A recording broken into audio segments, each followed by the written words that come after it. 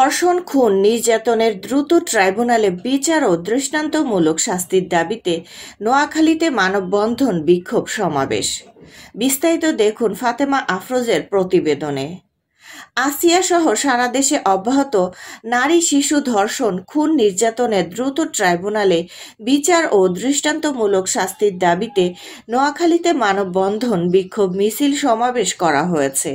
খুন, ধর্ষণ ও নিপীড়নের বিরুদ্ধে নোয়াখালী ব্যানারে এ প্রতিবাদ কর্মসূচি পালন করা হয়। কর্মসূচিতে বিভিন্ন শিক্ষা প্রতিষ্ঠানের ছাত্রছাত্রী সহ নানা শ্রেণী পেশার প্রতিনিধিগণ অংশগ্রহণ করেন।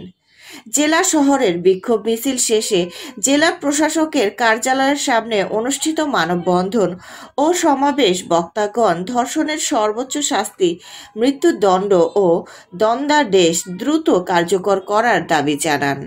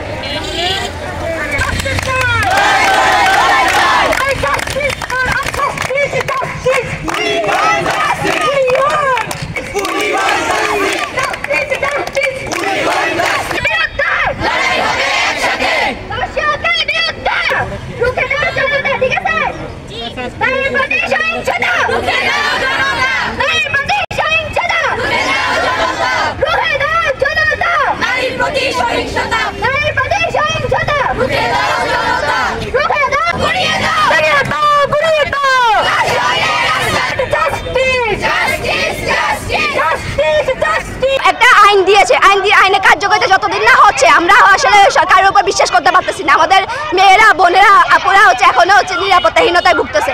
তো আমরা ওদের আমাদের সরকার নিরাপত্তা দিতে পারতেছে, এই জন্য আমরা রাজপথে নেমে এসেছি। এবং যতদিন না তারা দেখাচ্ছে যে তারা এই আইনটা, নতুন যে আইনটা হয়েছে ওই আইনটা কার্যকর হচ্ছে, আমরা ততদিন রাজপথে থাকবো ইনশাল্লাহ। চলমান পরিস্থিতিতে যে ঘটনাগুলো ঘটছে দ্রুত ট্রাইব্যুনালে সেটা বিচারের আওতায় তাদেরকে আনতে হবে এবং সর্বোচ্চ শাস্তি দিতে হবে। সাথে সাথে যেটা